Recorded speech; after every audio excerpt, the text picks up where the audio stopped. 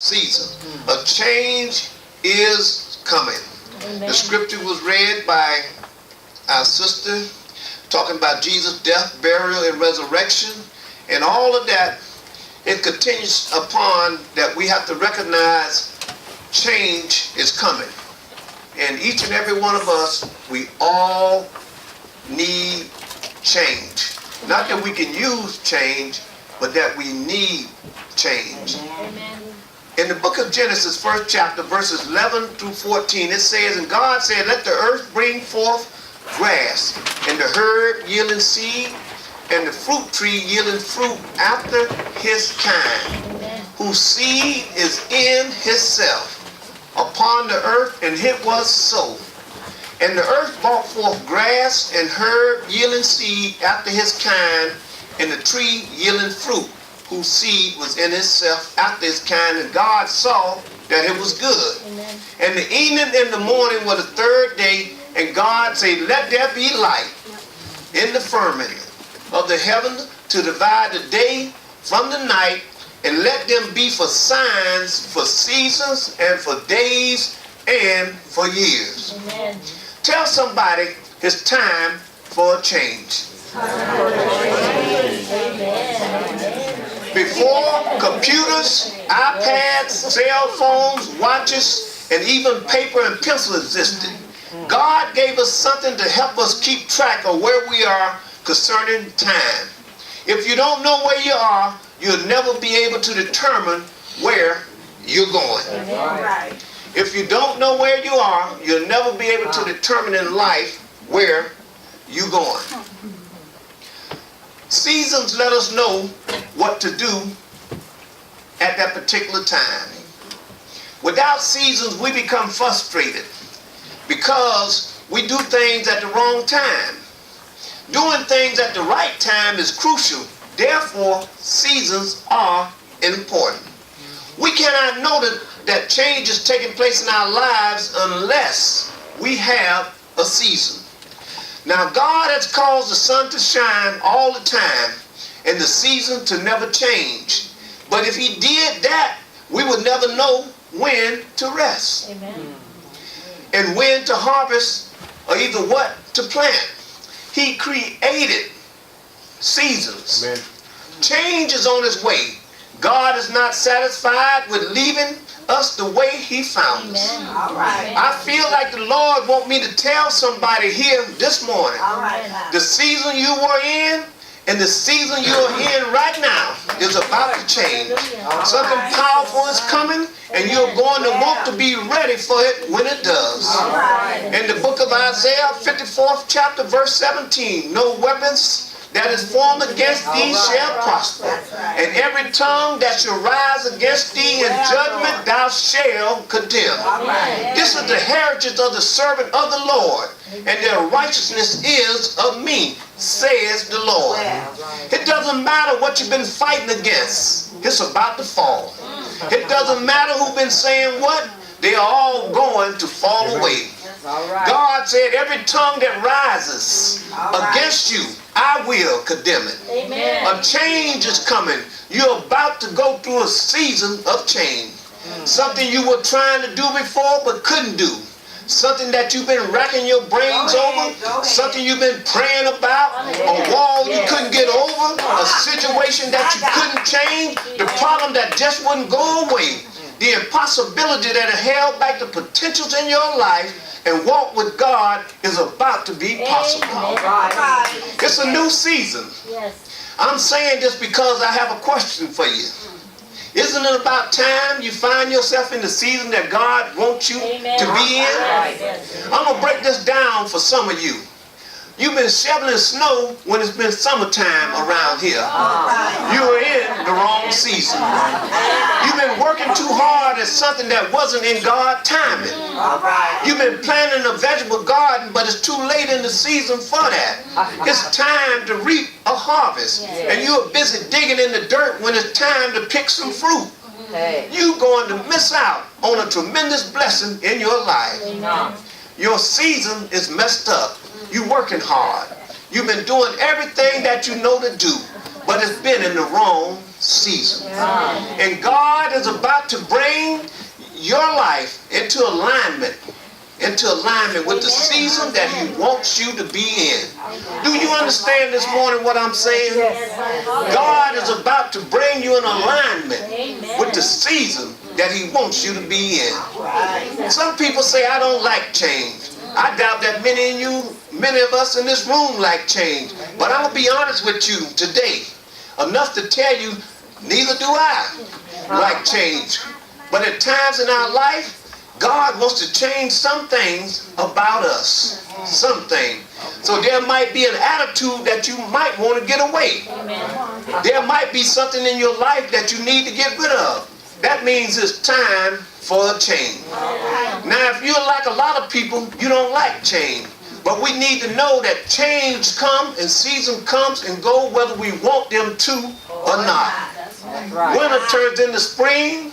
Springs turn into autumn, summer, and summer into autumn, and autumn into fall. We don't like it, but it comes. And the leaves that fall from the tree, it produces new leaves for us. To let us know that the old has passed away and the new has came into place.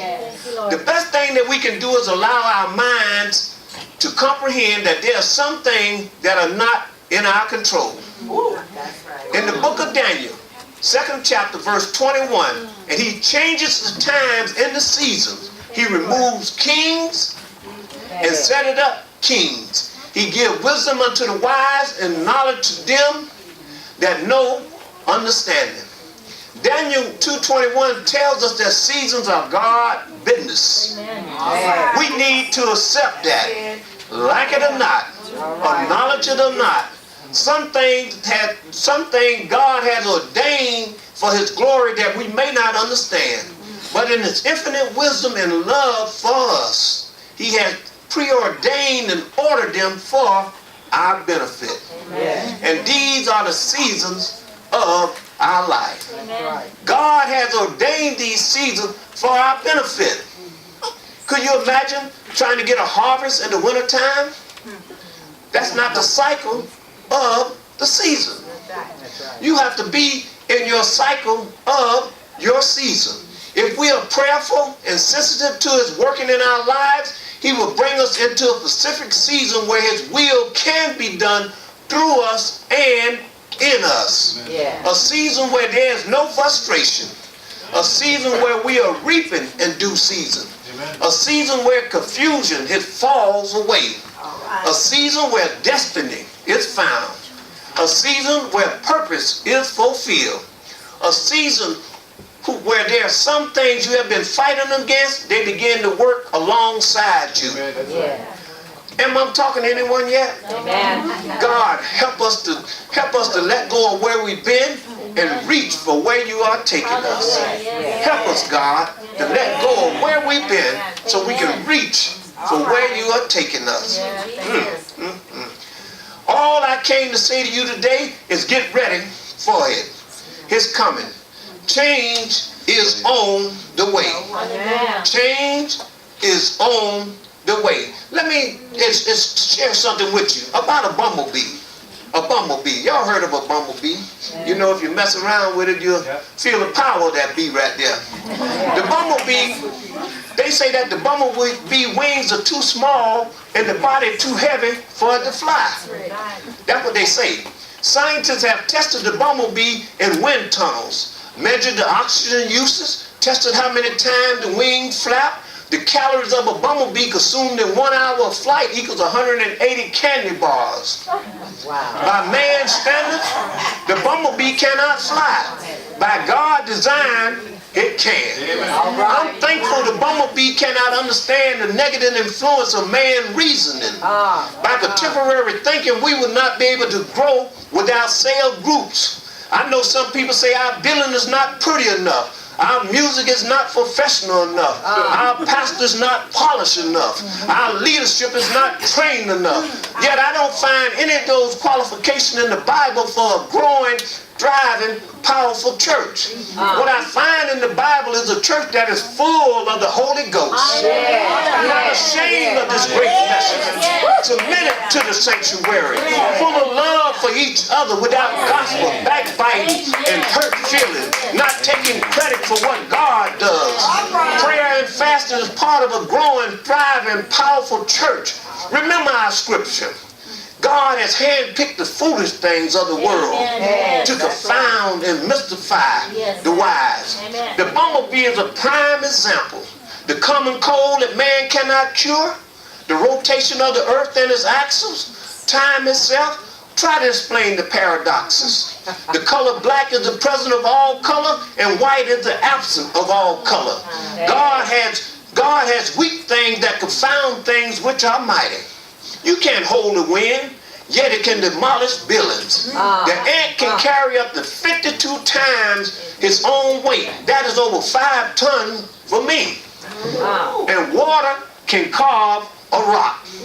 Base things and despised things are God's chosen vessel. Creating and making things out of nothing is God's way. All for the purpose that no flesh should glory in his presence. You heard me ask before, how can the artist glory in the presence of the one who uses the sky as his canvas?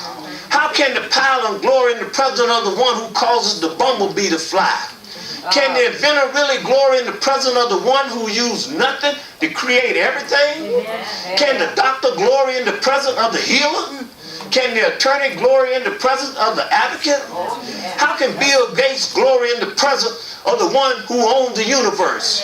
How can the generals glory in the presence of the one who commands the stars to shine? How can the engineer glory in the presence of the one who designed the old rugged cross? How can the tailor glory in the presence of the one who clothed the whole earth? How can the musician glory in the presence of the one who gives a new song? How can the author glory in the presence of the one who is the author and the finisher of our faith? How can the carpenter lay glory out in the presence of the one who carpeted the whole earth with grass? How can the psychology glory in the presence of the one who gives us a sound mind?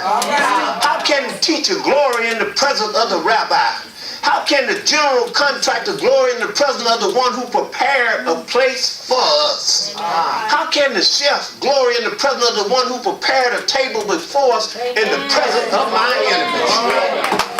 How can the athlete glory in the presence of the champion who went to Calvary for each and every one of us?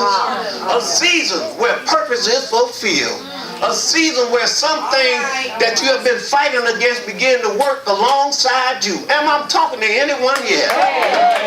God, help us let go of where we've been and reach for where you're taking us. Change is coming. Not just the turning of the trees. It's not just the temperature change. It's not just the lowering of the sun on its axis. In the book of Daniel, he changes the time and the season. He removed the kings and he sets them up. It's all coming in God due time. And so, remember, God, he took Moses and he put him in the cleft of a rock. He put Moses in a hole.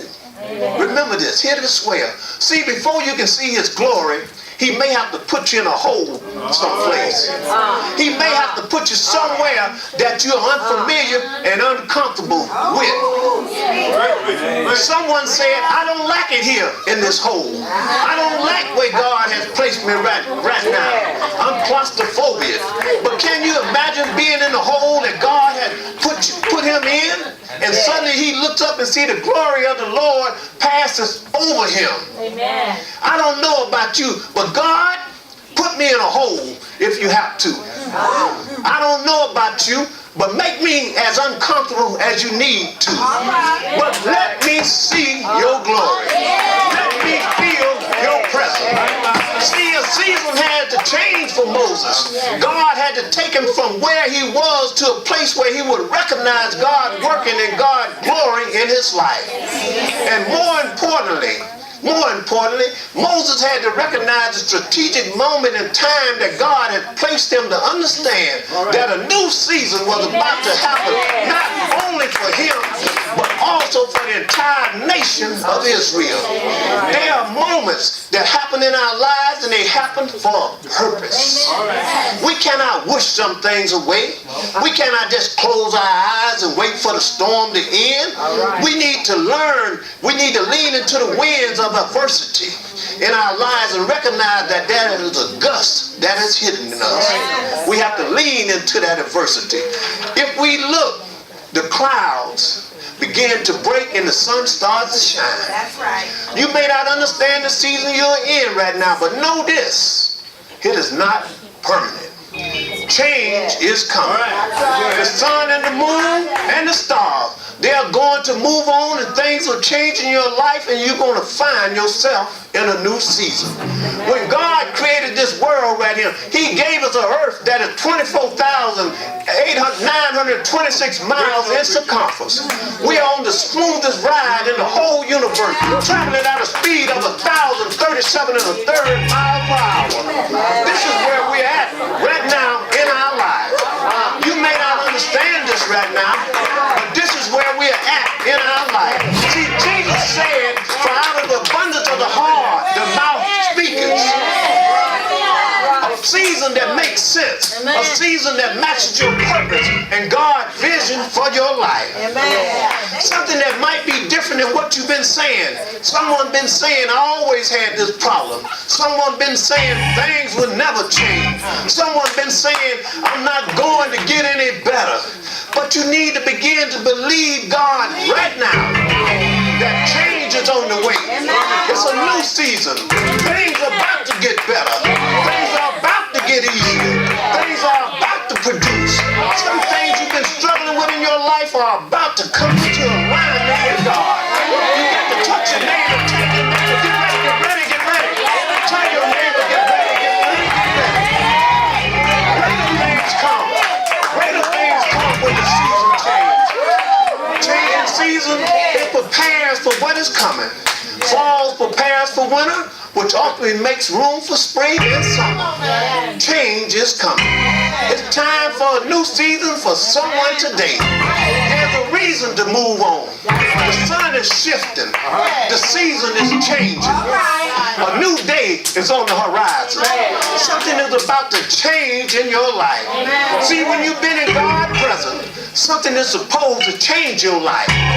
Moses saw glory and goodness. The Bible says his face was lit up or shone with the glory of God.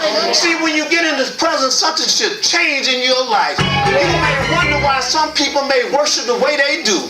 You may wonder why some people come down to the altar to pray. You may wonder why some people attend church as much as they do. It's because they've seen his glory. Their lives have been changed by his presence. There's something different about them. It is not just a lifestyle change, it's a holiness change. See, when Jesus touches your life, there needs to come a change in your life. In 2 Corinthians 5th chapter, verse 17, therefore if any man be in Christ, he is a new creature. Old things are passed away. And behold, I make all things new. All things new. What's wrong with you? You act different. You're talking different. You're walking different. What's wrong with you? I'm in a new season. I'm not where I was before. I'm into all kinds of things, but now I'm into Christ. I'm a new creature. But that's another message. See, we should expect something that God would want to bring us into different. We should expect that there should be a change in us. We should expect that God will be working behind the scene to bring about a positive change in our lives. How many of you are ready for a season of change? How many of you are ready to do something different in your life? How many of you are ready for what God has for each and every one of you? We call this a season of change. God wants to bring about the change. He wants to get rid of the old and replace it with the new. He wants to get rid of the sin and replace it with the victory. God has went to the cross. He has paid the price that none of us will ever be able to pay. Yeah. The doors are open for each and every one of you. It's time to make that change. Change for the grandkids. Change for the generation behind us. Change from the situation that we went through. We must begin to learn to change. The world, we have change for each and every one of us.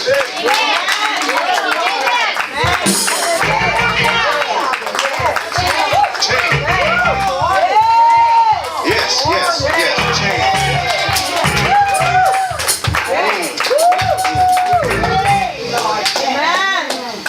Now, as I conclude, change. Are y'all ready for change? Are you there yet? Okay.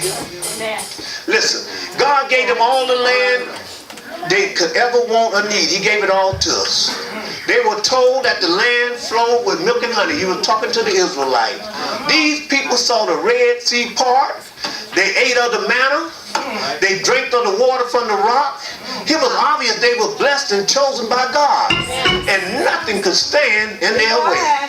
But when it came time to finally take what belongs to them, they failed.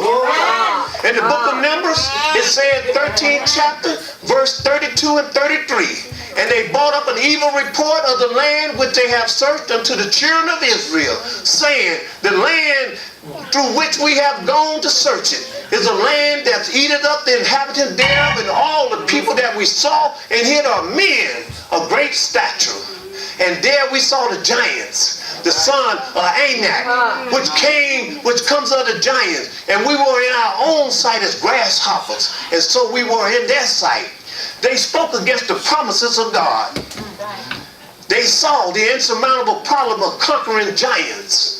These people were trying to understand God's promise with man thinking. Do not try to understand God's promises with your own limited thinking. Because they refused to see and believe God's way, they lost the blessing and the promise. If they would only have looked at the bumblebee, they would have known what is impossible with man is possible with God. When others tell you it's impossible to have victory, remember the bumblebee conspiracy. If someone tells you deliverance is not real, remember the bumblebee conspiracy. If you start thinking your praise accomplished nothing, remember the bumblebee conspiracy. If you think your prayers don't go anywhere, remember. What we think is impossible, and God makes it possible. He proved it with the bumblebee. May God bless you. And may God keep you for the gift of life. Amen.